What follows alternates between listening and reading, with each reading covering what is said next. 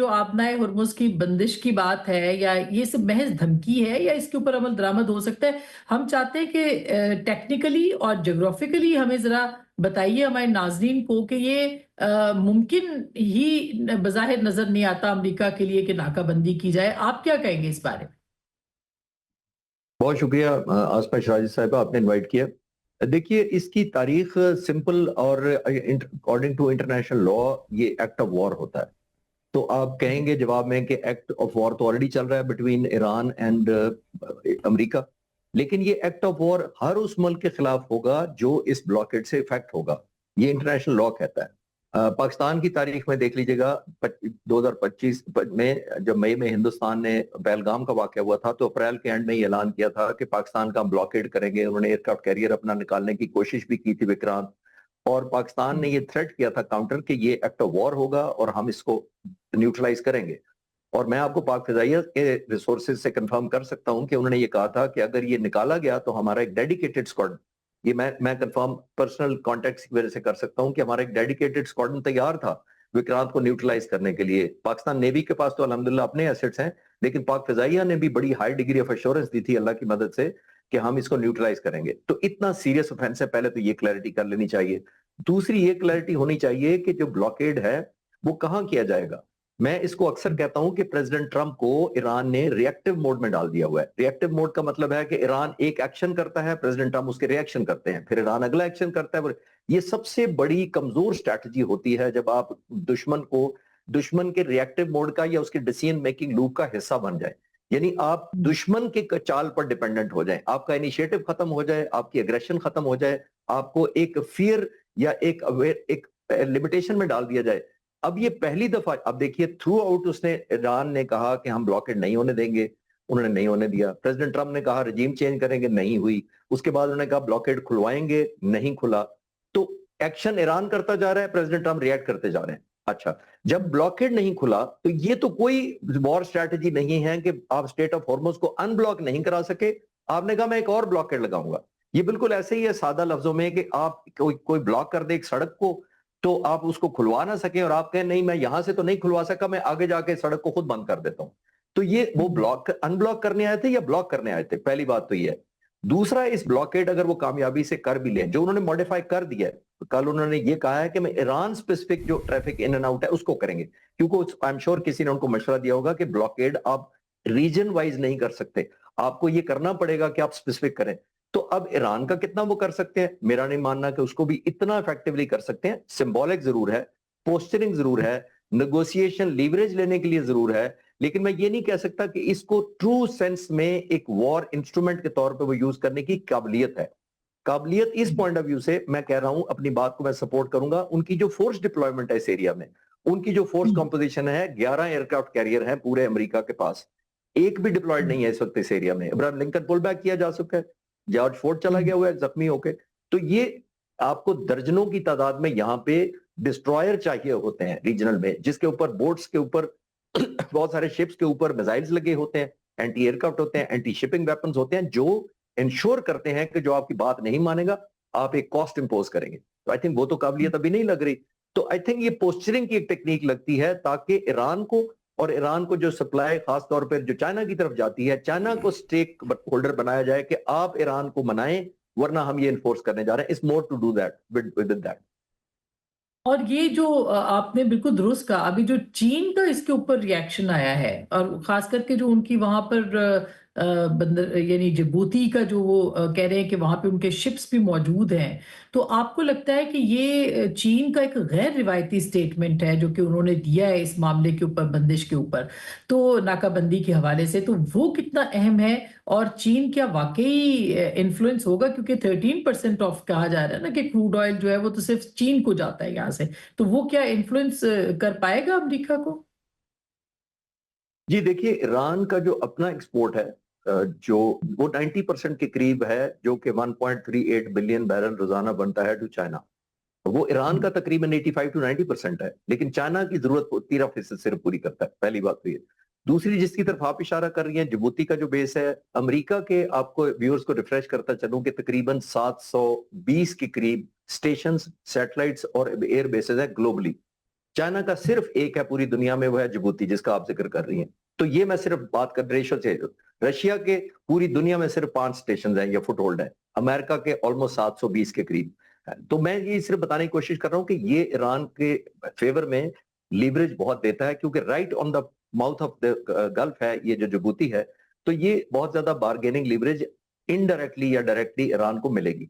लेकिन मेरा ख्याल है कि प्रेसिडेंट ट्रंप इसको उस तरह इन्फोर्स नहीं करेंगे, क्योंकि इन्फोर्स करने की एक तो सलाहियत नहीं है। उन्होंने ऑप्टिकली इसको चूज किया है कि अब मैं क्या करूं, अगर मैं स्टेट ऑफ मोरबस नहीं खुलवा पाया, अगर मैं रजीम चेंज नहीं कर पाया, फुट ऑन ग्राउंड नहीं कर पाया, न्यूक्लियर प्रोग्राम नहीं कर पाया, तो मैं ऐसी कोई चीज करूं जो बयानात देने के बाद या पोस्टरिंग करने के बाद मुझे आने वाले मुज़ाकरात में जो दूसरा राउंड हो रहा है उसमें मदद दे। क्योंकि मैं अभी अभी एक चैनल से लॉग ऑफ किया, तो वहां पे भी खबर चल रही थी, आई एम श्योर आपका भी चैनल चला रहा है, कि प्रेसिडेंट ट्रंप ने कहा है कि अगला राउंड इस्लामाबाद में हो सकता है 2 दिनों में। तो ये पॉजिटिव उसी तरफ जा रही है कि ये पोस्टरिंग, ताकि ईरान को ये रियलाइज हो कि अब स्टेक सिर्फ मेरा नहीं रह गया, अब मेरी एक्सपोर्ट डिपेंडेंट हो गई है। अगर इस तरह का चाहे 10% इंप्लीमेंट होता है, 50% इंप्लीमेंट होता है, जो ब्लॉकेट जिसको अमेरिकन प्रेसिडेंट कह रहे हैं, तो आई थिंक ये बार्गेनिंग चिप के तौर पर प्रेसिडेंट ट्रंप यूज कर रहे हैं। फिजिकली मैनिफेस्टेशन उनकी काबिलियत नहीं है कि वो इन्फोर्स कर सके, तो ये बार्गेन की तरफ मुझे लगता है कि उनका थ्रेट है। अच्छा, ये बहुत सैयद मोहम्मद अली साहब, बड़ी इंपॉर्टेंट बात खालिद साहब ने भी की है और आप भी कह रहे थे। अभी जो हम देख रहे हैं, जो स्टेटमेंट आ भी रहा है इस वक्त ट्रंप साहब का, उन्होंने फील्ड मार्शल साहब की बहुत तारीफ की है और वो करते हैं, अक्सर करते हैं। मगर हम एक टर्म पहले भी हम इस पे बात कर चुके हैं, मिलिट्री डिप्लोमेसी की है, जिस जो कि भी बहुत नजर आ रही है। पाकिस्तान ने मिलिटरीली बहुत डिलीवर किया है और अब डिप्लोमेटिकली बहुत डिलीवर कर रहा है।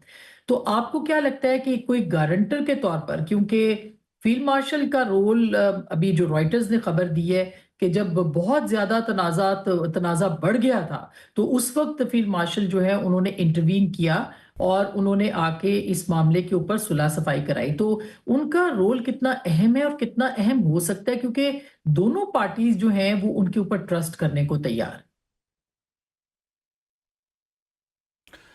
बिल्कुल जी, मैं समझता हूँ कि कई एतबार से फ़ील्ड मार्शल आसिम जो हैं वो बैक वक्त और गैर मामूली एहतराम और ट्रस्ट इंजॉय करते हैं तेहरान और वाशिंगटन में तो डेफिनेटली, क्योंकि सदर ट्रंप तो उनके फ़ैन हैं, हर हफ्ते उनकी तारीफ़ करते हैं कि जिस तरह भारत की असलियत उन्होंने पूरी दुनिया के सामने एक्सपोज़ की है।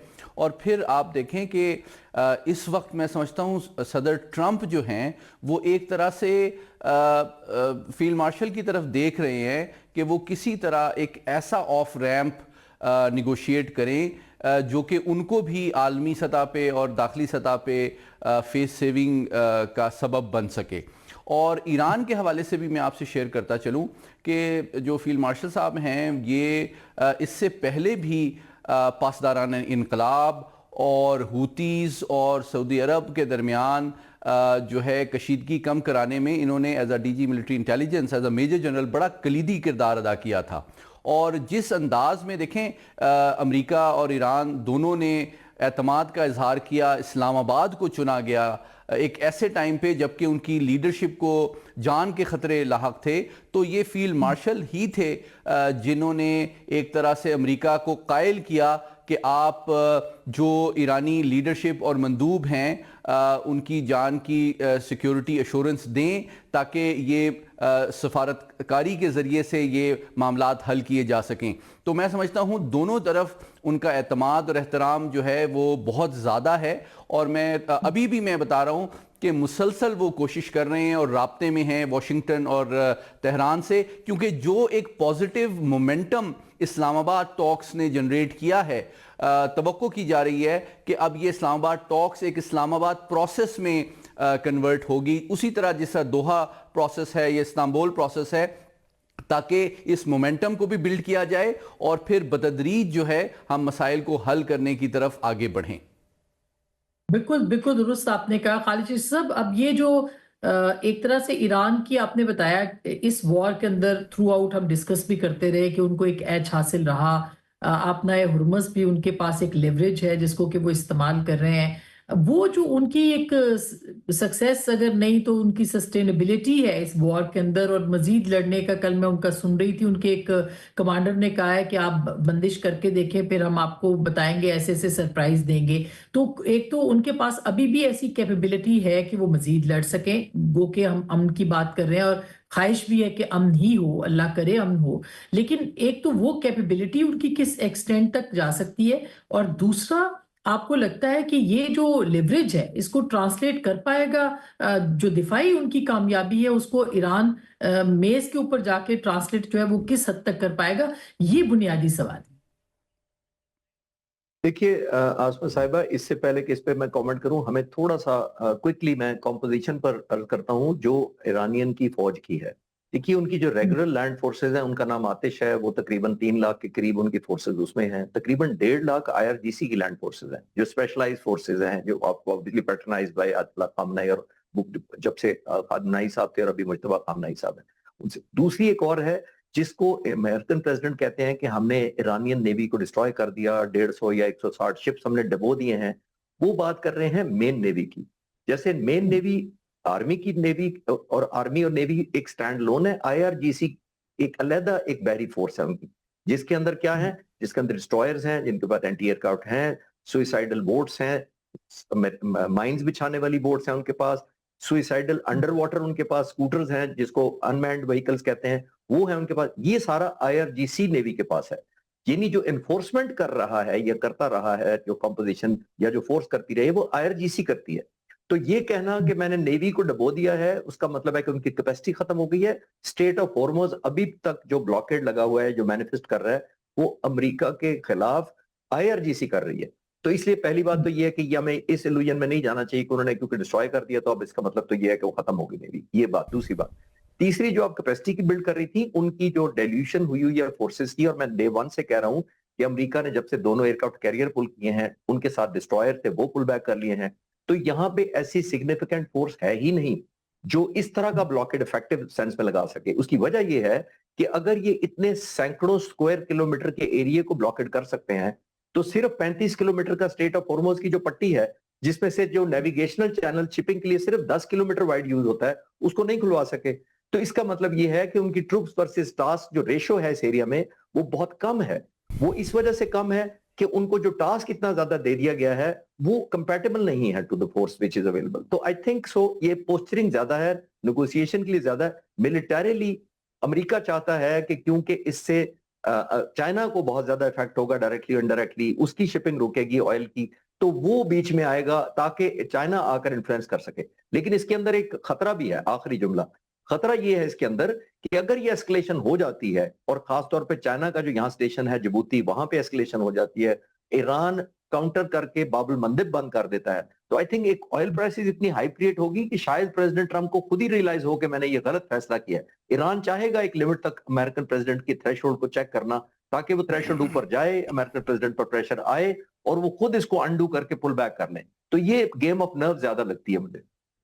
जबरदस्त। सैयद मोहम्मद अली साहब, ये जो एक बाकर कालिबाफ साहब ने जो खालिद साहब कह रहे हैं उसकी तरफ इशारा भी किया है कि आप $5 फी बैरल को भूल जाएंगे इसके बाद जो आप दे रहे हैं अमेरिका के अंदर। तो वो डायरेक्टली जो एड्रेस कर रहे हैं वो अमेरिकन पब्लिक को कर रहे हैं, और यहाँ पर बड़ा इस मामले के ऊपर लोगों के अंदर अनरेस्ट भी है कि अगर ये वॉर खत्म ना हुई तो उनकी जिंदगियां पहले ही बड़ी मुश्किल में है, मजीद मुश्किल में हो सकती है। लास्ट में क्वेश्चन आपसे ये करना चाहती हूँ कि ये जो इस वक्त जो अमेरिका के ऊपर भी प्रेशर है और उनके इंटरनल प्रेशर्स बहुत ज्यादा हैं, तो उसके हवाले से आप क्या देखते हैं कि कितना इंपॉर्टेंट है कि वो जल्दी से जल्दी इस कॉन्फ्लिक्ट से निकले? और खास अब साथ ही ये भी कमेंट कीजिएगा कि जो अभी पाकिस्तान ने सऊदी अरब को फ्लीट भेजा है उसकी कितनी अहमियत है? देखिए, मुख्तसरन मेरा जवाब ये है कि इस पूरी जंग में एक गैर रवायती या एसिमेट्रिकल हिकमत अमली ईरान ने अपनाई, और इसके लिए उन्होंने तकरीबन 20 से 30 साल तैयारी की हुई थी। उनको पता था कि रवायती या तस्वीराती एतबार से वो अमरीकी और इसराइली अफवाज का मुकाबला नहीं कर सकते, तो उन्होंने उनकी स्ट्रेंथ के बजाय उनकी वीकनेस को टारगेट किया। ईरान की पूरी कोशिश इस जंग में ये रही है कि वो माशी और सियासी दबाव अमरीकी सदर के ऊपर बढ़ाएं, اور اسی وجہ سے میں سمجھتا ہوں صدر ٹرمپ جو ہیں ان کے اندر یہ احساس پیدا ہوا ہے کہ اس جنگ سے جتنی جلدی نکلا جائے اتنا ان کے اپنے سیاسی مستقبل کے لیے بہتر ہے. اور میں یہ سمجھتا ہوں اگلے ماہ جب ان کی وہ چاہیں گے چین جائیں تو اس سے پہلے یہ جنگ ختم ہو سکے. اور آج ہی آپ جانتی ہیں کہ چین میں بھی جو روسی وزیر خارجہ ہیں لاوروف صاحب وہ بھی موجود ہیں, کویت اور دیگر بھی کئی ممالک کے مندوب وہاں موجود ہیں. تو چین ڈیفینیٹلی جو ہے ایک رول پلے کر رہا ہے بیک چینل میں, اور میں سمجھتا ہوں کہ آنے والے دنوں میں آپ انشاءاللہ ایک خوشخبری سنیں گے. اور اس بات سے میں مکمل ایگری کرتا ہوں کہ بنیادی طور پہ یہ جو ناکہ بندی کا فیصلہ یا اعلان ہے امریکہ کی جانب سے, اس کا مقصد داخلی سطح پہ اپنی سیاسی ساکھ کو برقرار رکھنا ہے اور سفارتی دباؤ بڑھانا ہے ایران کے اوپر, کیونکہ حقیقت میں چین جو کہ سب سے بڑا کسٹمر ہے ایرانی تیل کا, اس سے براہ راست مخاصمت لینا امریکہ بھی اس سٹیج پہ جبکہ وہ نیٹو سے بھی آئسولیٹ ہو رہا ہے وہ افورڈ نہیں کر سکتا ہے.